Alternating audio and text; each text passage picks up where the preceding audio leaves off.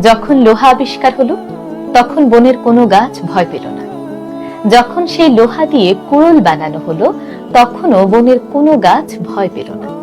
কিন্তু যখনই সেই লোহার কুড়ুলের সঙ্গে একটি কাঠের হাতল যুক্ত হলো তখনই হঠাৎ করেই বনের সকল গাছ ভীষণ ভয় পেয়ে গেল।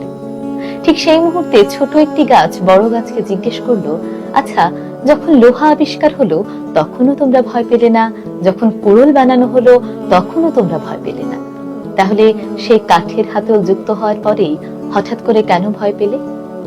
বড় গাছটি ব্যাখ্যা করলো, যখন নিজের ঘরের কেউ শত্রুর সঙ্গে যুক্ত হয়ে যায় এর চেয়ে ভয়ঙ্কর আর কিছুই হতে পারে না। তখন অনেক শক্তিশালী সাম্রাজ্য ধ্বংস হয়ে যায়। কথায় আছে না, ঘরের শত্রু বিভীষণ। ঘরের আপন লোক যখন শত্রুর সঙ্গে হাত মেলায় তখন সেই শত্রুদের মোকাবেলা করা ভীষণ কঠিন হয়ে পড়ে, তাই না?